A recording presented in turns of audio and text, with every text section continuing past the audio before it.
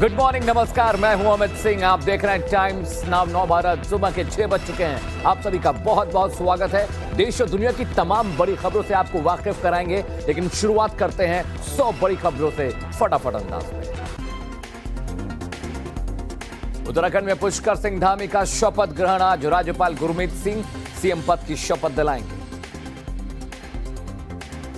पुष्कर धामी के शपथ ग्रहण में प्रधानमंत्री मोदी शामिल होंगे। राजनाथ सिंह और जेपी नड्डा भी रहेंगे मौजूद। पुष्कर सिंह धामी के शपथ ग्रहण में सीएम योगी, शिवराज सिंह चौहान के साथ 11 राज्यों के मुख्यमंत्री भी शरीक होंगे। धामी के साथ धन सिंह रावत और सुबोध उनियाल मंत्री पद भी ले सकते हैं, सूत्रों के हवाले से खबर। धामी के मंत्रिमंडल में 2 नए चेहरों को मिलेगी जगह।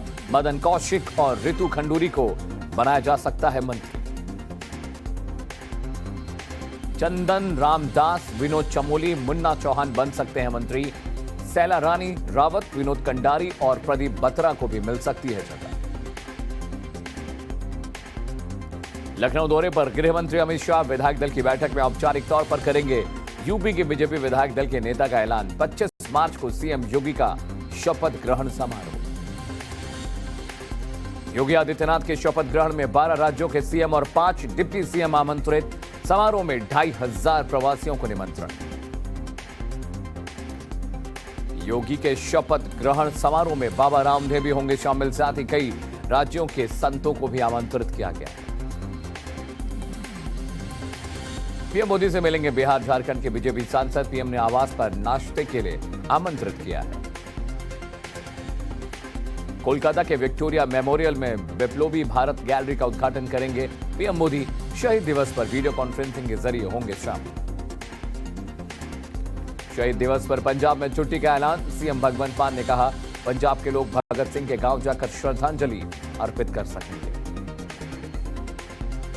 आज से पंजाब में भ्रष्टाचार रोधी हेल्पलाइन शुरू। सीएम भगवंत मान हेल्पलाइन नंबर करेंगे जारी। वीरभूम हिंसा पर गृह मंत्री ने मांगी 72 घंटे के अंदर रिपोर्ट। बीजेपी सांसदों ने अमित शाह से की मुलाकात। वीरभूम हिंसा मामले में सीआईडी टीम ने जांच शुरू की। घरों में आग लगने की वजह से 7 से 8 लोगों ने गंवाई जान। रामपुर हाट हिंसा मामले में ममता बनर्जी ने राज्यपाल को लिखी चिट्ठी। धनखड़ के बयान को बताया दुर्भाग्यपूर्ण। वीरभूम हिंसा पर सीएम ममता बनर्जी ने राज्यपाल जगदीप धनखड़ को लिखी चिट्ठी। राज्यपाल के कंधे से कंधा मिलाकर साथ चलने को तैयार।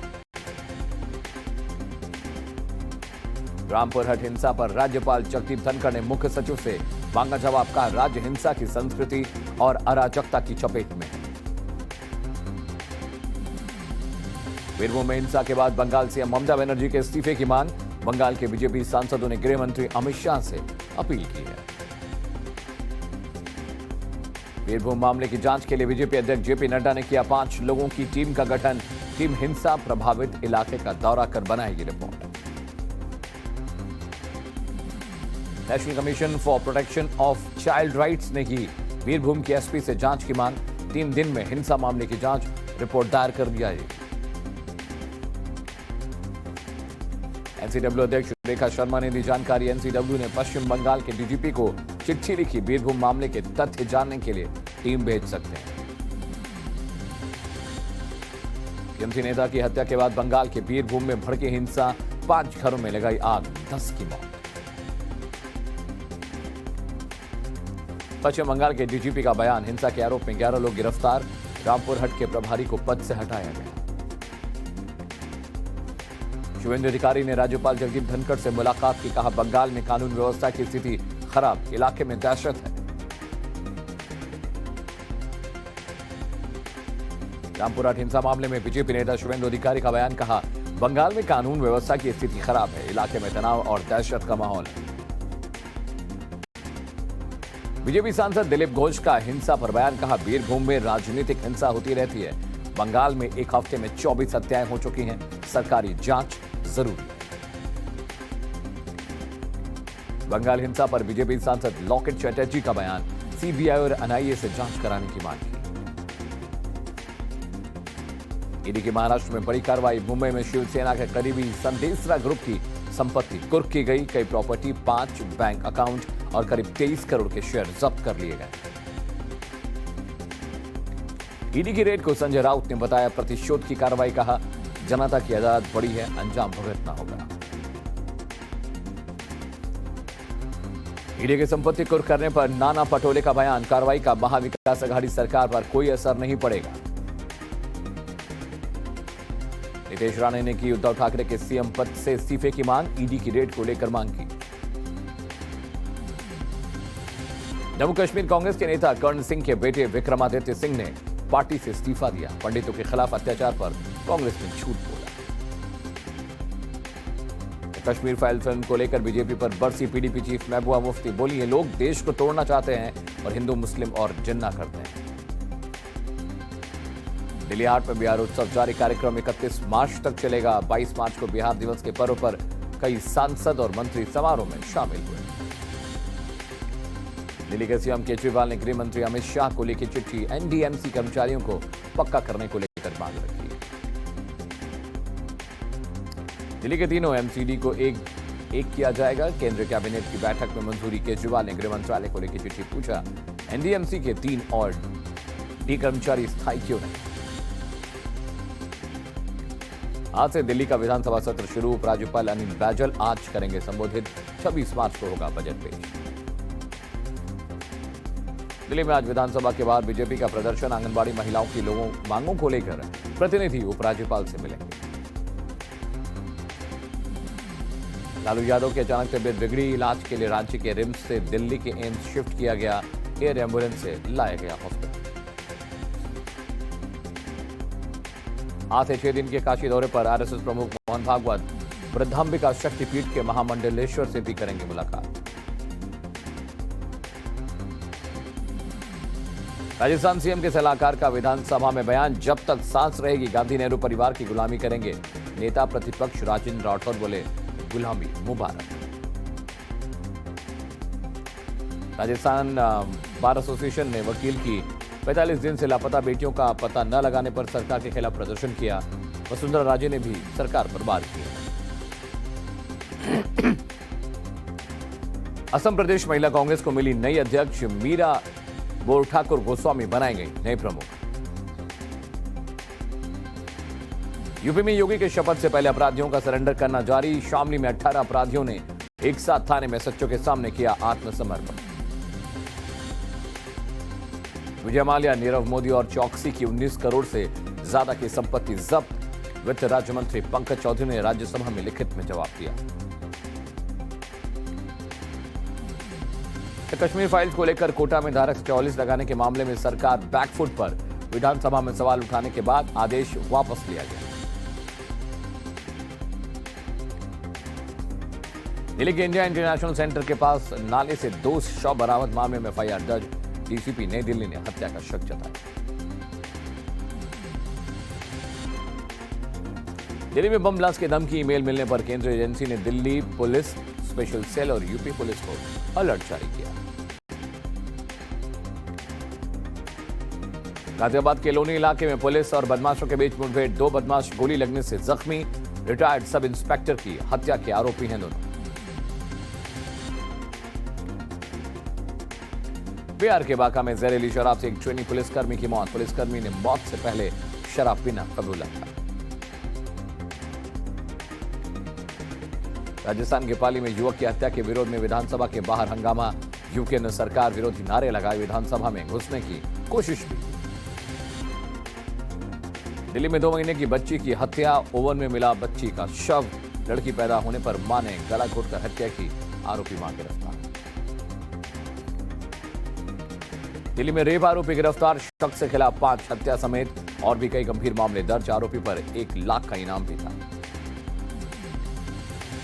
राजस्थान के हनुमानगढ़ में 3 तलाक का मामला। महिला ने पति समेत ससुराल वालों के खिलाफ केस दर्ज करवाया। दहेज प्रताड़ना करने का आरोप। हरियाणा के अंबाला में एक बैग से 3 ग्रेनेड और विस्फोटक बरामद। बैग पर पंजाब के लुधियाना और जलालाबाद का पता मिला। जांच जारी। तमिलनाडु के विरुधुनगर में रेप के आरोप में 2 डीएमके नेता और 4 नाबालिग समेत 8 गिरफ्तार, युवती के साथ करीब 1 साल तक रेप करने का आरोप। उमर खालिद की जमानत अर्जी पर आज फैसला आएगा। दिल्ली दंगे की साजिश मामले में कड़कड़ुमा कोर्ट फैसला सुनाएगी। बंगाल के बीरभूम में एक ड्रग तस्कर गिरफ्तार, आरोपी के पास से हेरोइन और कैश बरामद। राजस्थान के सिरोही में 2 ट्रकों में भिड़ंत के बाद आग लगी। भीषण आग में एक व्यक्ति जिंदा जलकर मरा, दमकल ने आग पर काबू पाया। पाकिस्तान और चीन के बॉर्डर पर सेना की पैनी नजर, सर्विलांस सैटेलाइट के लिए 4000 करोड़ के प्रस्ताव को मंजूरी मिली। राजनाथ सिंह की अध्यक्षता में रक्षा अधिग्रहण परिषद की बैठक, सेना को बढ़ावा देने के लिए 8357 करोड़ के अधिग्रहण मामलों को मंजूरी। आज से 2 दिन के भारत दौरे पर ओमान के विदेश मंत्री डॉक्टर एस जयशंकर के निमंत्रण पर भारत आए। पीएम मोदी और ब्रिटिश पीएम बोरिस जॉनसन के बीच फोन पर बात, दोनों के बीच यूक्रेन संकट पर चर्चा। पीएम मोदी ने बातचीत से युद्ध खत्म करने की अपील की। पीएम मोदी से बातचीत पर बोले बोरिस जॉनसन, ट्वीट कर कहा, ब्रिटेन और भारत के रिश्ते हुए मजबूत, आने वाले दिनों में व्यापार, सुरक्षा और व्यावसायिक संबंधों पर और आएगी मजबूती। रूस ने यूक्रेन के सैन्य ठिकानों को किया ड्रोन के जरिए तबाह, हमले में 4 command post, 4 anti aircraft missile system, गोला बारूद के 3 डिपो बर्बाद। रूस के रक्षा मंत्रालय ने एक वीडियो जारी किया। मारिउपोल पर रूसी सेना की बमबारी जारी, शहर पर कब्जे के लिए हर 5 मिनट में एक मिसाइल दाग रहा है रूस। रूस की कैद से यूक्रेनी पत्रकार रिहा, वीडियो में रूसी सेना की तारीफ करने की शर्त पर किया रिहा। कीव में बमबारी के बाद आज से कर्फ्यू का ऐलान, मेडिकल स्टोर और गैस स्टेशनों को भी किया गया बंद। युद्ध के बीच जर्मन चांसलर ओलाफ का बयान, रूस के तेल आपूर्ति पर बैन नहीं लगाएगा जर्मनी।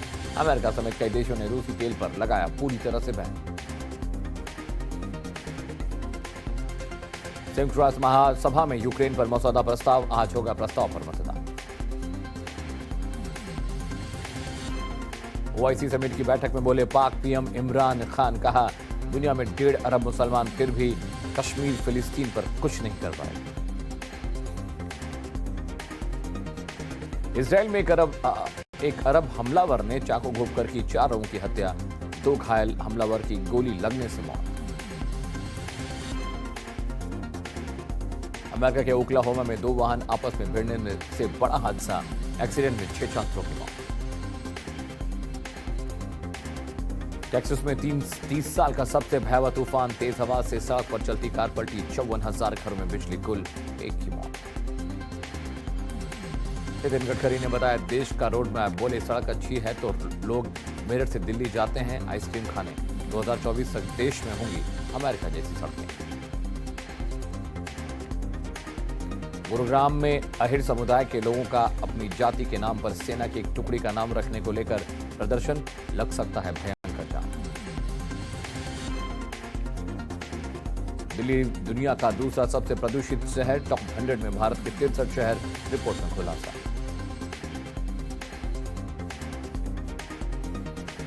पीएम उज्ज्वला योजना का बड़ा असर, 1 साल में 1.5 लाख लोगों की बची जान, तो वायु प्रदूषण से मौतों में 13% की कमी, रिसर्च में हुआ खुलासा। 137 दिन बाद बढ़े तेल के दाम, दिल्ली में पेट्रोल 80 पैसे और डीजल में 78 पैसे महंगा, घरेलू एलपीजी सिलेंडर के दाम में भी 50 रुपए का इजाफा। देश के 6000 से ज्यादा रेलवे स्टेशन हुए फ्री वाईफाई सुविधा से लैस, 30 मिनट तक मिलती है सुविधा। यूजीसी सीयूईटी को लेकर यूजीसी की अहम घोषणा, अब केंद्रीय विश्वविद्यालय में एडमिशन के लिए कॉमन एंट्रेंस टेस्ट जरूरी। टीम इंडिया को लेकर रवि शास्त्री की भविष्यवाणी, कहा आईपीएल से निकलेगा टीम इंडिया के भविष्य का कप्तान, पंत, राहुल और अय्यर पर रहेंगी निगाहें। विराट कोहली ने बताई इप्लेसी को कप्तान बनाने की वजह, कहा मजबूत नेतृत्व कौशल के कारण ही फ्रेंचाइजी ने आरसीबी की कमान फाफ डुप्लेसी को सौंपी।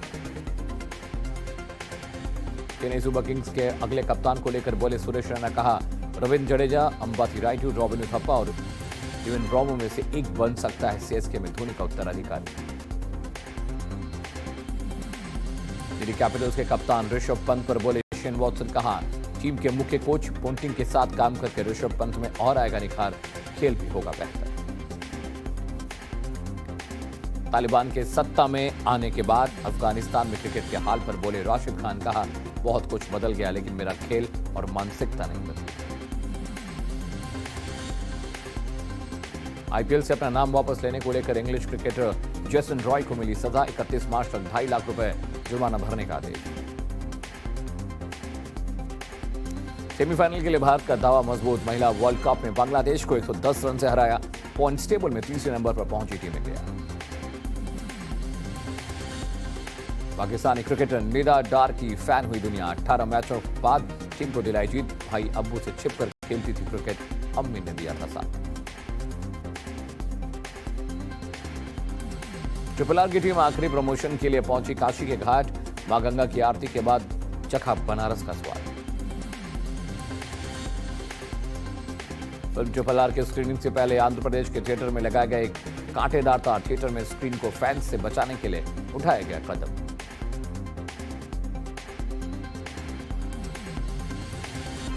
वाराणसी के घाटों पर टहलते दिखे आलिया भट्ट और रणबीर कपूर, फिल्म ब्रह्मास्त्र की शूटिंग फिर से शुरू की। कश्मीर फाइल्स के बाद अब केरल की क्रूरता दिखाएगी द केरल स्टोरी, 10 साल में 32,000 लड़कियों के गायब होने की कहानी, धर्म परिवर्तन और आईएसआईएस पर बनेगी फिल्म। प्रभास ने फैंस की उम्मीदों पर फेरा पानी, केवल 140 करोड़ में सिमट कर रह गए साउथ स्टार की फिल्म राधेश्याम। रणवीर चौथी इस फिल्म को लेकर अजय देवगन का खुलासा, कहा अगर अमिताभ बच्चन ने फिल्म के लिए हाँ नहीं कहा होता तो इस फिल्म को नहीं बनाता मैं। म्यूजियम में डिस्प्ले किए जाएंगे डिस्को किंग के गोल्ड कलेक्शन, बप्पी लहरी के बेटे बप्पा लहरी ने ये जानकारी। रिलीज हुआ जॉन अब्राहम की फिल्म अटैक का दूसरा ट्रेलर, फिल्म आयरन मैन और कैप्टन अमेरिका को टक्कर देती नजर आएगी। यामी गौतम की 10वीं फिल्म का लुक और ट्रेलर रिलीज, फिल्म में अभिषेक बच्चन एक भ्रष्ट नेता और यामी गौतम पुलिस वाले के रोल में नजर आएंगे। गली बॉय के रैपर एमसी तोड़फोड़ का निधन, रणवीर सिंह और सिद्धांत चतुर्वेदी ने जताया दुख।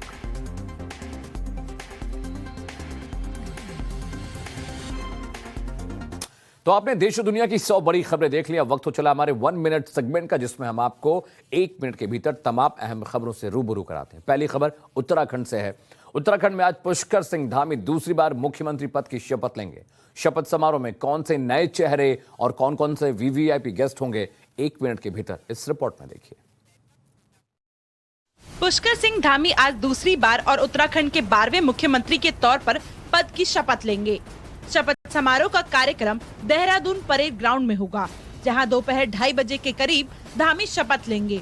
शपथ समारोह में प्रधानमंत्री नरेंद्र मोदी, अमित शाह, राजनाथ सिंह, बीजेपी अध्यक्ष जेपी नड्डा के अलावा बीजेपी शासित राज्यों के सीएम शिवराज सिंह चौहान, योगी आदित्यनाथ और विप्लव देव भी शामिल होंगे।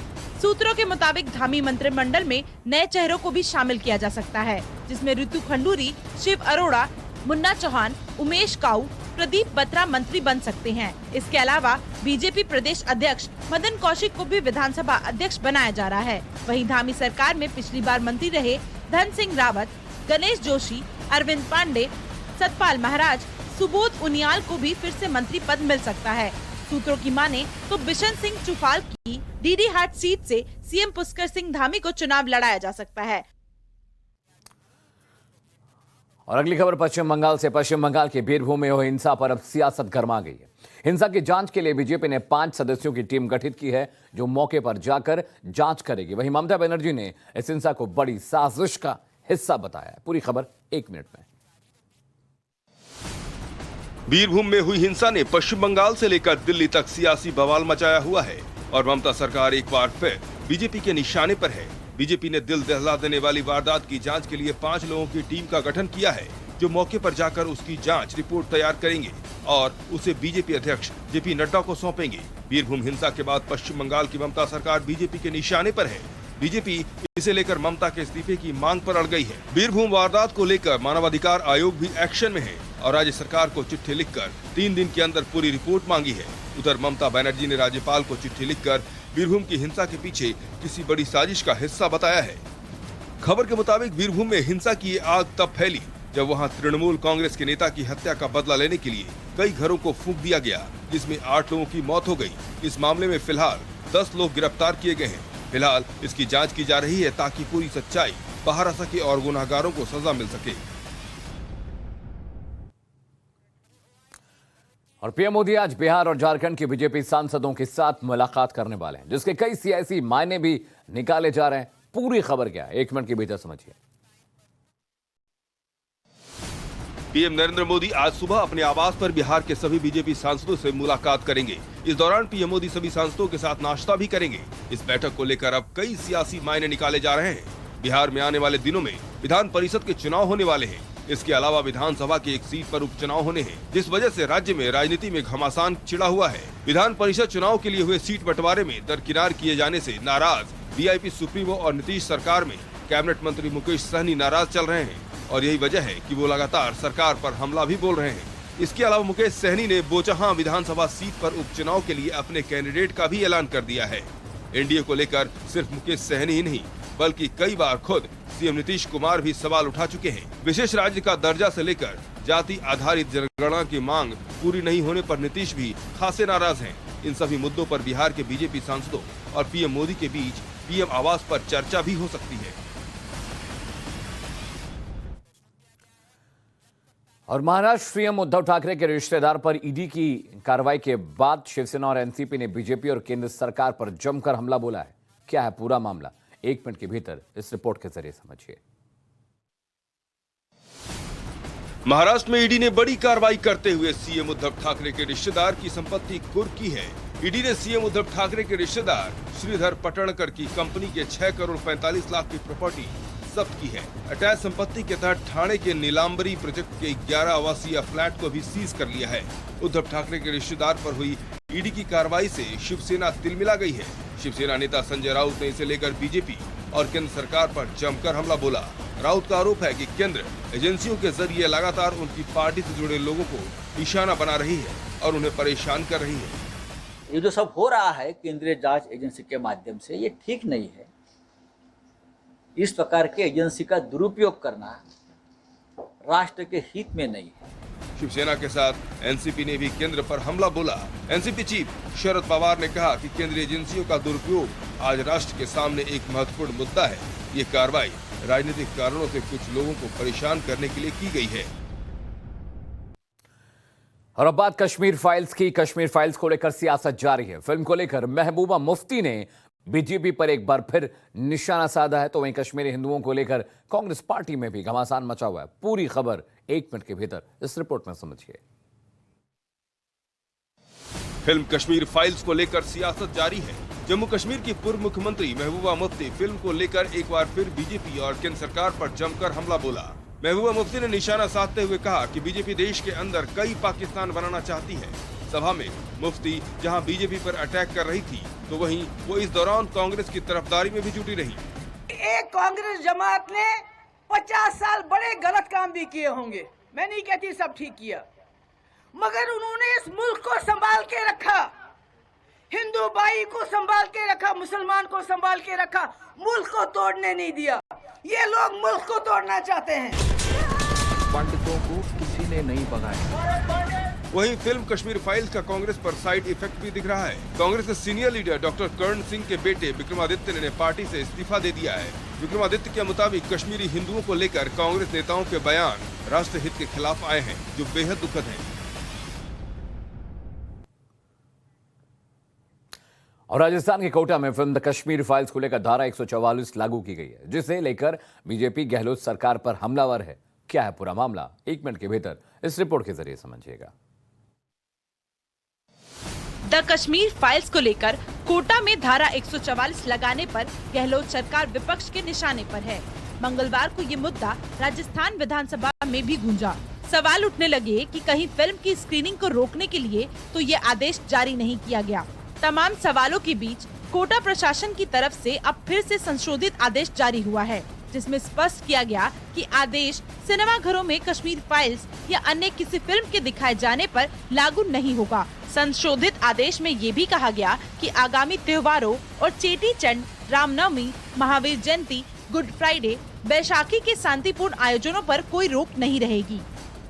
कोटा जिला कलेक्टर राजकुमार सिंह की तरफ से जारी आदेश के मुताबिक कोटा में मंगलवार सुबह 6 बजे से धारा 144 लागू कर दी गई। कानून व्यवस्था बनाए रखने का हवाला देते हुए 21 अप्रैल रात 12 बजे तक पाबंदियां लागू रखने का फैसला लिया गया है। अब बात दिल्ली की। दिल्ली में एमसीडी चुनाव नजदीक है, ऐसे में एक नेता जी का वीडियो वायरल हो रहा है जो फिल्म नायक के अनिल कपूर की याद दिलाता है। जरा ये वीडियो देखिए और 1 मिनट के भीतर पूरी खबर समझिए। दिल्ली में एमसीडी चुनाव नजदीक है, ऐसे में नेता भी अब अपने अपने सेफ जोन से बाहर आकर जनता को ये दिखाने में जुट गए हैं कि वो उनके लिए हर काम करने को तैयार हैं। ऐसा ही एक वीडियो दिल्ली के शास्त्री पार्क से आया है, जहां आम आदमी पार्टी के पार्षद नाले में कूदकर नाला साफ करने में जुट गए। नेताजी का नाम हासिब अल हसन है। जब इनकी मांगे अधिकारियों ने नहीं सुनी तो वो खुद ही नाले में उतरकर साफ सफाई करने लगे। नेताजी की ये तस्वीर तो आपने देख ही ली कि कैसे वो नाले में गए और फिर नाले से गंदगी हटाई, लेकिन ये नेताजी भी पूरे फिल्मी निकले। नाले की सफाई कर जब बाहर आए तो इनके कार्यकर्ताओं ने फिल्म नायक की अनिल कपूर की तरह इन्हें भी दूध से नहला दिया। तस्वीरों में साफ देख सकते हैं कि कैसे इन्हें नाले से निकलने के बाद दूध से नहलाया जा रहा है। एमसीडी चुनाव के नजदीक होने को लेकर अब इस तस्वीर को देखने के बाद कुछ लोग इसे ड्रामा करार दे रहे हैं, वहीं कुछ लोग नेताजी के स्टाइल की तारीफ भी कर रहे हैं। दुनिया की तमाम अहम खबरों से वाकिफ कराते हैं। सबसे पहले देखिए देश की बड़ी खबरें। पश्चिम बंगाल के बीरभूम में हुई घटना के बाद केंद्र सरकार और बीजेपी एक्शन मोड में दिखाई दे रही है। बीजेपी ने मामले की जांच के लिए 5 लोगों की टीम का गठन किया है, जिसमें 4 सांसद भी है। ये टीम हिंसा प्रभावित इलाके का दौरा कर सबूत इकट्ठा करने के बाद एक रिपोर्ट बनाएगी और रिपोर्ट बीजेपी के राष्ट्रीय अध्यक्ष जेपी नड्डा को सौंपेगी। वहीं बीजेपी ममता बनर्जी के इस्तीफे पर अड़ गई है। वहीं सीआईडी भी हिंसा की जांच में जुट गई है। बीरभूम हिंसा को लेकर मानवाधिकार आयोग भी एक्शन में है और राज्य सरकार को चिट्ठी लिखकर 3 दिन के अंदर पूरी रिपोर्ट मांगी है। घटना के बाद बीजेपी के एक दल ने राज्यपाल से भी मुलाकात की। उधर सीएम ममता बनर्जी राज्यपाल जगदीप धनखड़ के बयान पर भड़की हुई है। उन्होंने राज्यपाल को एक पत्र लिखकर आग्रह किया कि उन्हें इस तरह के बयान से बचना चाहिए। ममता ने चिट्ठी में ये भी संकेत दिया कि किसी बड़ी साजिश का हिस्सा हो सकती है। और सुपर 30 में आप देखिए अपने राज्यों से जुड़ी बड़ी खबरें। पुष्कर सिंह धामी एक बार फिर देवभूमि उत्तराखंड की कमान संभालने वाले हैं। देहरादून में धामी सीएम पद की शपथ लेंगे। राज्यपाल गुरमीत सिंह उन्हें पद और गोपनीयता की शपथ दिलाएंगे। देहरादून के परेड ग्राउंड पर होने वाले शपथ ग्रहण समारोह को लेकर तैयारियां पूरी कर ली गई है। धामी के अलावा कुछ कैबिनेट मंत्रियों को भी शपथ दिलाई जाएगी, जिसमें पिछली बार धामी सरकार में रहे मंत्रियों को दोबारा मौका मिल सकता है। वहीं कुछ नए चेहरों को भी कैबिनेट में शामिल किया जा सकता है। पुष्कर सिंह धामी के शपथ ग्रहण समारोह में प्रधानमंत्री मोदी भी शामिल होंगे। इसके अलावा बीजेपी अध्यक्ष जेपी नड्डा, केंद्रीय रक्षा मंत्री राजनाथ सिंह मौजूद रहेंगे। शपथ ग्रहण समारोह में बीजेपी शासित 11 राज्यों के मुख्यमंत्रियों को भी न्योता दिया गया है। पीएम मोदी का विमान सरसावा सहारनपुर हवाई पट्टी पर लैंड करेगा। इसके बाद यहां से हेलीकॉप्टर के जरिए परेड ग्राउंड पहुंचेंगे। सीएम योगी भी हेलीकॉप्टर से परेड ग्राउंड आएंगे। केंद्रीय गृह मंत्री अमित शाह आज लखनऊ दौरे पर रहेंगे, जहां वो बीजेपी विधायक दल की बैठक में शामिल होंगे। इस बैठक में शाह की मौजूदगी में विधायक दल के नेता के नाम का ऐलान किया जाएगा। हालांकि योगी आदित्यनाथ का नाम पहले से तय है, लेकिन आज औपचारिक ऐलान किया जाएगा। इसके बाद 25 मार्च को योगी आदित्यनाथ को सीएम पद की शपथ दिलाई जाएगी। योगी आदित्यनाथ 25 मार्च को उत्तर प्रदेश के मुख्यमंत्री पद की शपथ लेने वाले हैं, जिसमें पीएम मोदी भी शामिल होंगे। शपथ ग्रहण को लेकर बीजेपी शासित 12 राज्यों के मुख्यमंत्रियों को निमंत्रण दिया गया है। इसके अलावा समारोह में 5 डीसीएम, बाबा रामदेव और देश के कई राज्यों से जुड़े साधु संतों को भी बुलाया गया है। शपथ ग्रहण को देखते हुए लखनऊ के 130 चौराहों को सजाया गया है।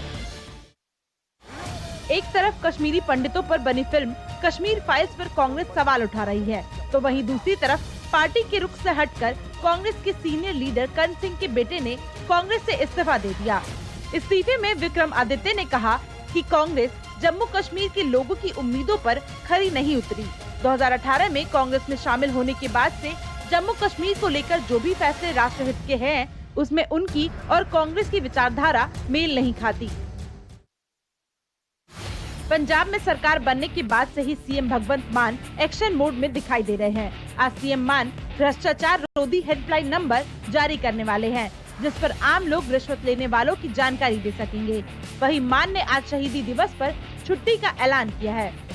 इस मौके पर पंजाब के लोग भगत सिंह के गांव खटकर कला जाकर भगत सिंह को श्रद्धांजलि दे सकेंगे। बता दें कि आज ही के दिन भगत सिंह, राजगुरु और सुखदेव को फांसी दी गई थी। मुंबई में शिवसेना के करीबी संजय सरा ग्रुप पर ईडी ने बड़ी कार्रवाई की है। ईडी ने श्रीधर पाटकर की कंपनी की 5 प्रॉपर्टी और 23 करोड़ के शेयर जब्त किए हैं। इस कार्रवाई को लेकर अब बयानबाजी शुरू हो गई है। शिवसेना नेता संजय राउत ने इसे तानाशाही और बदले की कार्रवाई बताया है। आपका जो अन्याय है, आपकी जो राजनीतिक जो वेनेटा है, पॉलिटिकल बदले की भावना जो आपकी है, वो हम लोगों के सामने लाते रहेंगे। गोरखपुर प्रवास के बाद संघ प्रमुख मोहन भागवत आज से वाराणसी में रहेंगे, जहां वो 28 मार्च तक काशी प्रवास पर रहेंगे। इस दौरान संघ प्रमुख काशी में कई कार्यक्रमों में शामिल होंगे और 2025 में संघ के 100 साल पूरे होने की तैयारियों के बारे में संघ के पदाधिकारियों से जानकारी लेंगे। साथ ही गाजीपुर जनपद के जखनिया स्थित हथियाराम मठ शक्ति पीठ के दर्शन भी करेंगे।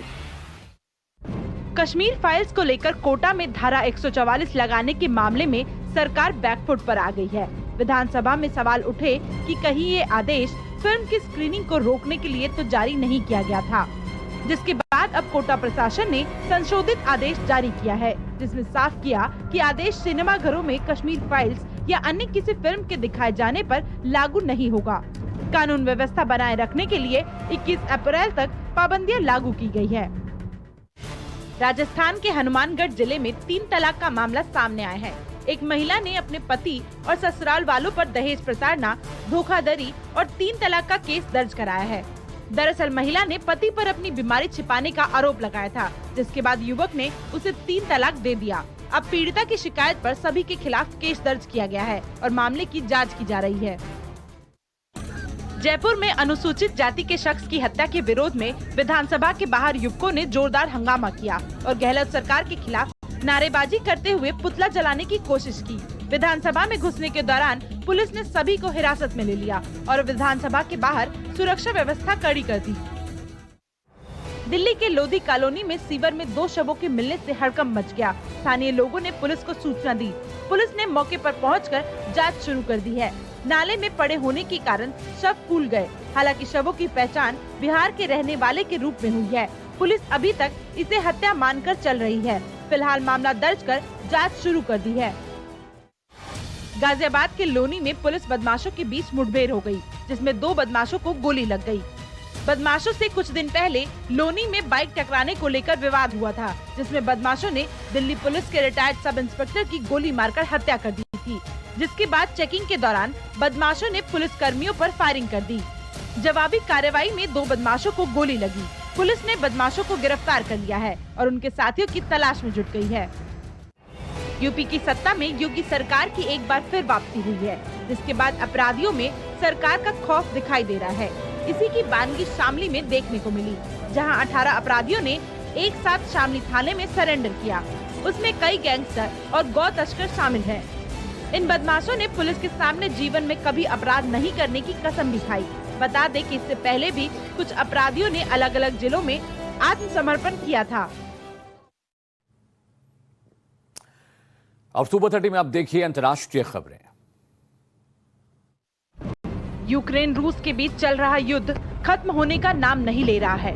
संकट को लेकर पीएम मोदी ने ब्रिटिश पीएम बोरिस जॉनसन से फोन पर बात की और मामले को बातचीत और कूटनीतिक तरीके से हल करने की अपील को दोहराया। दोनों नेताओं के बीच द्विपक्षीय मुद्दों पर भी चर्चा हुई।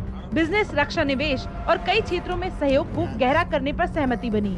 इतना ही नहीं, पीएम मोदी ने जॉनसन को भारत आने का न्योता भी दिया है। रूस यूक्रेन युद्ध का आज 28वां दिन है और दोनों देशों के बीच जंग जारी है। इस बीच रूस के रक्षा मंत्रालय ने एक वीडियो जारी किया है जिसमें यूक्रेन के सैन्य ठिकानों को ड्रोन के जरिए तबाह कर दिया गया है। रक्षा मंत्रालय के प्रवक्ता ने बताया कि रूस ने यूक्रेनी सेना के ईंधन के बड़े डिब्बों को नष्ट कर दिया है। 4 command post, 4 anti aircraft missile system, गोला बारूद के 3 डिब्बों को भी ड्रोन के जरिए तबाह कर दिया गया है। यूक्रेन पर हमले के बाद रूस पर कई देशों ने कई तरह के प्रतिबंध लगाए हैं, लेकिन जर्मन चांसलर ओलाफ ने साफ कर दिया कि वो रूस से तेल आपूर्ति पर बैन नहीं लगाएगा। ओलाफ ने कहा कि रूस पर पहले से लगाए गए प्रतिबंधों के चलते उसकी अर्थव्यवस्था प्रभावित हो रही है। अमेरिका समेत कई देशों ने रूसी तेल पर पूरी तरह से बैन लगा दिया है, जिसके बाद जर्मनी पर भी दबाव बढ़ गया है। अब पाकिस्तान और चीन पर भारतीय सेना आसानी से और पैनी नजर रख पाएगी। मंगलवार को सर्विलांस सैटेलाइट के लिए 4000 करोड़ के प्रस्ताव को मंजूरी दी गई। राजनाथ सिंह की अध्यक्षता में रक्षा अधिग्रहण परिषद की बैठक हुई। बैठक में भारतीय सेना के लिए भारत में समर्पित उपग्रह के प्रस्ताव को मंजूरी दे दी। उपग्रह GSAT-7B के लिए परियोजनाओं को इसरो के साथ साझेदारी में अंजाम दिया जाएगा, जिसमें भारतीय सेना को किसी भी संदिग्ध गतिविधि पर नजर रखने में मदद मिलेगी। और सुपर 30 में अब वक्त हो चला है स्पोर्ट्स की खबरें देखने का। महिला क्रिकेट वर्ल्ड कप में भारत ने बांग्लादेश को करारी शिकस्त दी है। भारत ने बांग्लादेश को 110 रनों के अंतर से हराया। इसी जीत के साथ वो पॉइंट टेबल में तीसरे नंबर पर पहुंच गई है। इसी के साथ ही सेमीफाइनल में जाने के लिए भारत की दावेदारी मजबूत हो गई है। बांग्लादेश के सामने 230 रन का टारगेट था, जिसके जवाब में टीम 119 रन पर ऑल आउट हो गई। आईपीएल से अपना नाम वापस लेने की इंग्लिश क्रिकेट जेसन रॉय को सजा मिली है। इंग्लैंड क्रिकेट बोर्ड ने उन्हें 2 मैचों के लिए सस्पेंड कर दिया है। साथ ही 31 मार्च तक 2.5 लाख रुपए जुर्माना भरने के लिए कहा गया है। जेसन ने 1 मार्च को ट्वीट कर आईपीएल से नाम वापस लेने का ऐलान किया था, जिसमें उन्होंने कहा था कि कोरोना के कारण बायो बबल में रहकर वो परेशान हो चुके हैं और अब अपनी फैमिली के साथ वक्त बिताना चाहते हैं। और सुपर 30 में अब देखिए मनोरंजन जगत से जुड़ी बड़ी खबरें। राजामौली की फिल्म RRR 25 मार्च को थिएटरों में रिलीज होने वाली है। NTR जूनियर, रामचरण और SS राजामौली फिल्म का प्रमोशन करने में जुटे हैं। RRR की टीम मंगलवार को वाराणसी पहुंची, जहां टीम ने दशाश्वमेध घाट पर गंगा आरती में हिस्सा लिया। इसके साथ ही गंगा जी का वैदिक रीति से पूजन किया। 600 करोड़ की लागत से बनी फिल्म RRR के इंस्टाग्राम अकाउंट पर टीम के वाराणसी में गंगा आरती करने की फोटो शेयर की गई है। बॉलीवुड एक्टर रणबीर कपूर और आलिया भट्ट ने फिर से फिल्म ब्रह्मास्त्र की शूटिंग शुरू कर दी है। मंगलवार को दोनों बनारस की घाट पर सैर करते हुए दिखाई दिए। इस दौरान आलिया गर्मी से निजात पाने के लिए हाथ में पंखा लिए भी दिखाई दी। फिल्म डायरेक्टर अयान मुखर्जी की ये फिल्म 9 सितंबर को रिलीज होगी। 15 मार्च को फिल्म का प्रोमो भी रिलीज कर दिया गया था। जॉन अब्राहम की फिल्म अटैक का दूसरा ट्रेलर रिलीज हो गया है, जिसमें वो सुपर सोल्जर के किरदार में नजर आ रहे हैं। ट्रेलर में जॉन अपने आर्टिफिशियल इंटेलिजेंस सिस्टम का इस्तेमाल करते हुए नजर आ रहे हैं। कहा जा रहा है कि जॉन अब्राहम की ये फिल्म आयरन मैन और कैप्टन अमेरिका जैसी फिल्मों को कड़ी टक्कर देगी। इस फिल्म में जॉन अब्राहम के साथ जैकलिन फर्नांडिस, रकुल प्रीत सिंह, प्रकाश राज और रत्ना पाठक शाह भी है। और सुपर 30 के बाद आइए देखते हैं तमाम बड़ी खबरों को विस्तार से। पश्चिम बंगाल में कब थमेगी हिंसा, ये बड़ा सवाल है। बीरभूम में 8 लोगों की मौत के बाद पश्चिम बंगाल की ममता सरकार निशाने पर है, तो बंगाल से लेकर दिल्ली तक सियासी बवाल मचा हुआ है। कोई सूबे में राष्ट्रपति शासन लागू करने की मांग करता है, तो कोई ममता बनर्जी से तुरंत इस्तीफे की मांग कर रहा है। पश्चिम बंगाल में क्या कुछ हुआ है, इस रिपोर्ट के जरिए समझिए।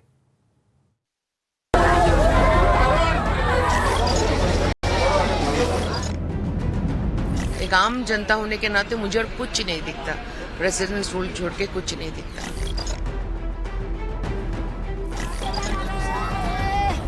ये जो भयंकर घटना हो रही है, सरकार की कानून व्यवस्था धीरे धीरे डिटोरेट हो रही है, कंट्रोल नहीं है। क्या वाकई पश्चिम बंगाल जल रहा है?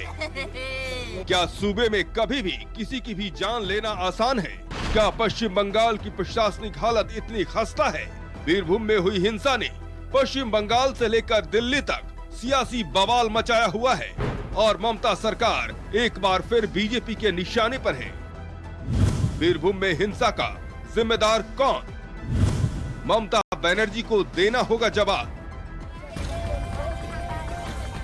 पश्चिम बंगाल के बीरभूम में क्या हुआ, कैसे हुआ, पूरी घटना हम आपको तफसील से बताएं। उससे पहले केंद्र सरकार और बीजेपी पूरी तरह से एक्शन में है। बीजेपी ने दिल दहला देने वाली वारदात की जांच के लिए 5 लोगों की टीम का गठन किया है, जो मौके पर जाकर उसकी जांच करेंगे। वारदात की जांच करने वाली टीम में कौन कौन है, उनके नाम भी जान लीजिए।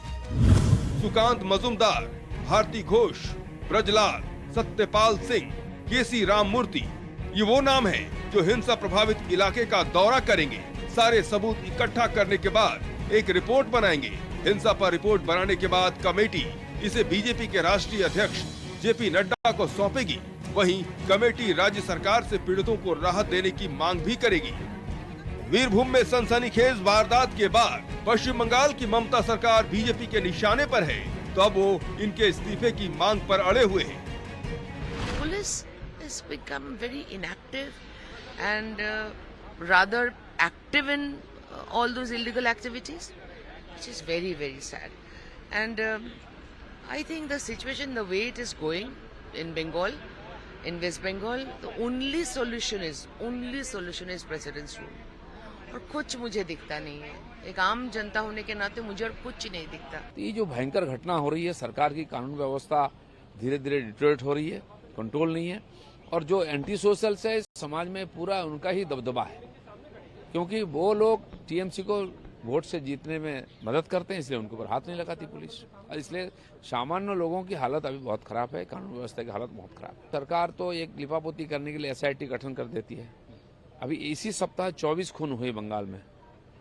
इसमें 2-3 एसआईटी गठन हुई है, लेकिन उसमें भरोसा नहीं है पुलिस का ऊपर। इस सनसनीखेज वारदात के बाद मानवाधिकार आयोग भी एक्शन में है और राज्य सरकार को चिट्ठी लिखकर 3 दिन के अंदर पूरी रिपोर्ट मांगी है। तो इस घटना के बाद बीजेपी का एक दल सूबे के राज्यपाल से भी मुलाकात की। मुख्यमंत्री ममता बनर्जी राज्यपाल जगदीप धनखड़ के बयान पर भी भड़की हुई हैं। उन्होंने राज्यपाल को एक पत्र लिखकर आग्रह किया है कि उन्हें इस तरह के बयान से बचना चाहिए। ममता ने चिट्ठी में यह भी संकेत दिया है कि ये किसी बड़ी साजिश का हिस्सा हो सकता है।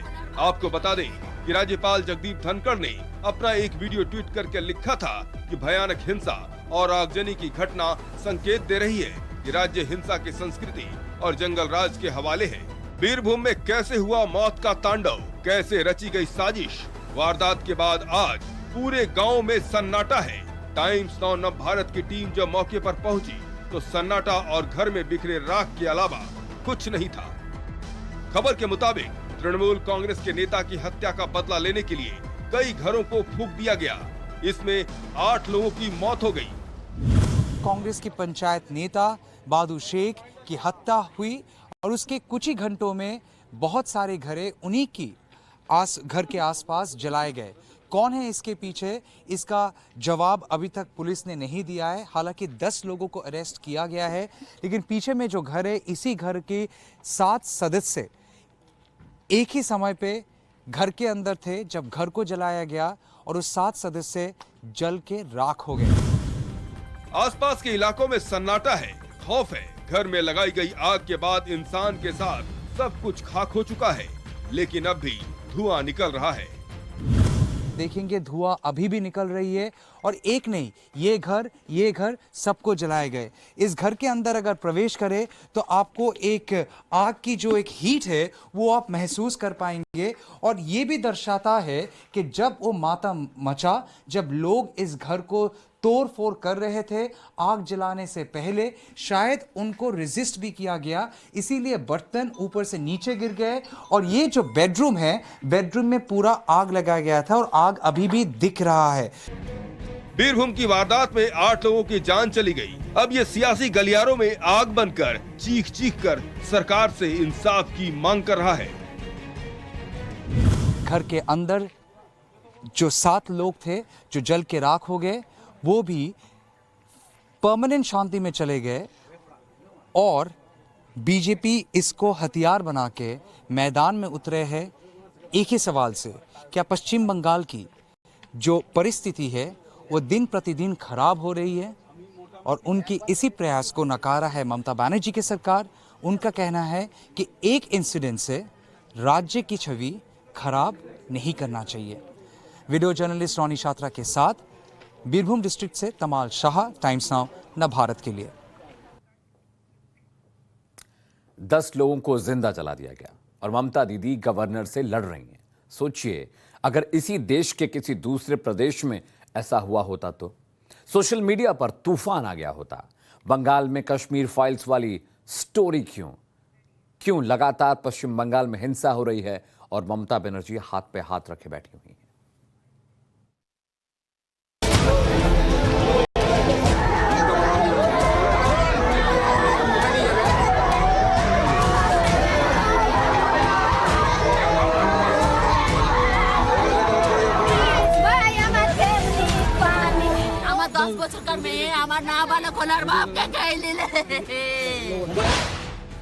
फिर जल उठा बंगाल।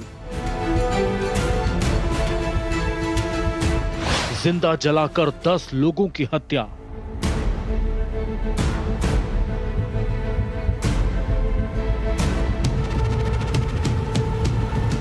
कश्मीर जैसी बंगाल फाइल्स।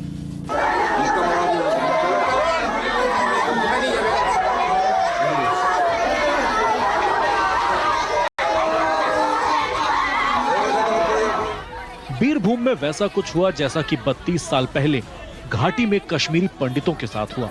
आधी रात को भीड़ की शक्ल में कुछ लोग आते हैं। पहले से तय होता है किसको निशाना बनाना है। उन घरों में ताले जड़ दिए जाते हैं ताकि वो भाग ना सके। घर में मौजूद सभी लोग सो रहे होते हैं, लिहाजा उन्हें इस बात की भनक तक नहीं लगती कि बाहर भीड़ की शक्ल में मौत खड़ी है।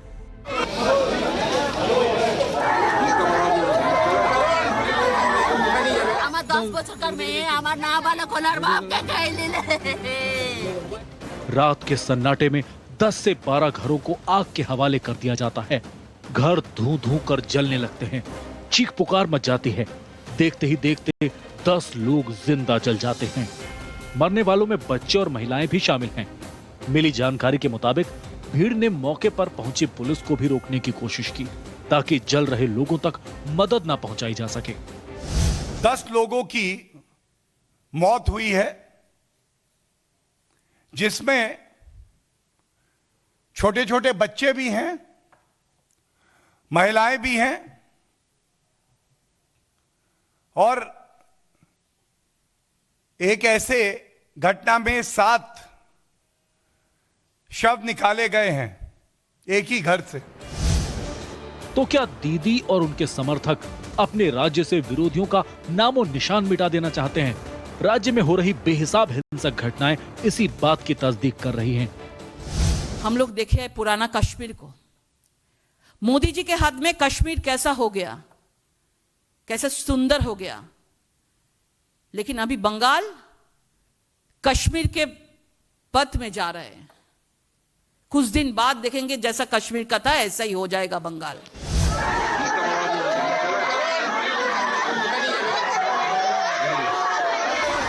दिल दहलाने वाली घटना हुई है पश्चिम बंगाल के बीरभूम में। बताया यह जा रहा है कि टीएमसी नेता की हुई हत्या का बदला लेने के लिए इस निर्मम वारदात को अंजाम दिया गया।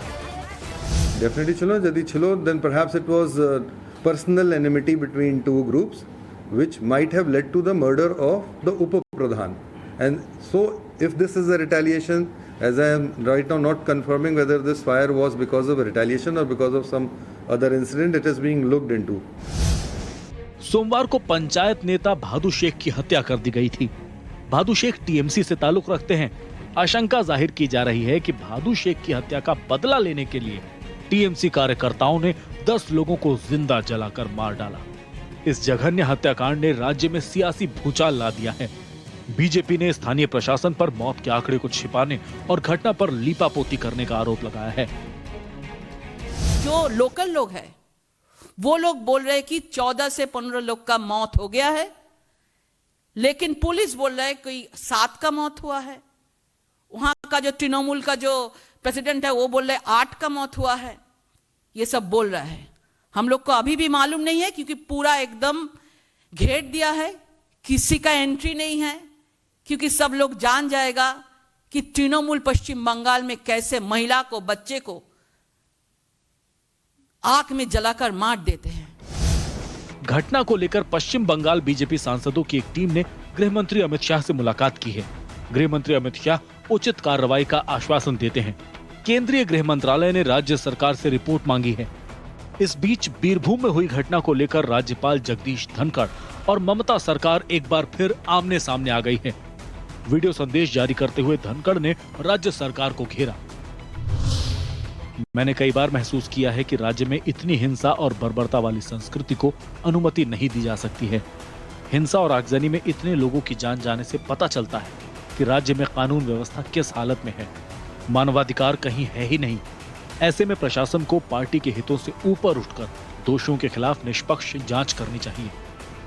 हिंसा को लेकर उठे सियासी बवाल के बाद राज्य सरकार घटना की जांच एसआईटी से कराने का फैसला करती है, लेकिन बीजेपी सीबीआई जांच से कम पर मानने के लिए तैयार नहीं है। और पुलिस मंत्री है ममता बनर्जी, उन्होंने कुछ नहीं किया। अभी बोल रहे कि सीट एसआईटी सीट कमेटी करके उनका पूरा इंक्वायरी होगा। हम लोग नहीं मानते हैं। हम लोग जानते हैं कि सीट से कुछ नहीं होता है। हम लोग उसमें सीबीआई मांग रहा है। ये पहली बार नहीं है जब पश्चिम बंगाल में राजनीतिक हिंसा की घटना हो रही है। पिछले साल चुनावी नतीजे घोषित होने के बाद हुई हिंसा में 16 लोगों की जान गई थी, लेकिन ममता बनर्जी की पुलिस हाथ पर हाथ धरे बैठी है। सरकार बनने के बाद ममता सरकार ने कोई भी पुख्ता कार्रवाई नहीं की। सवाल उठता है कि ममता के राज में कब तक होती रहेंगी राजनीतिक हत्याएं।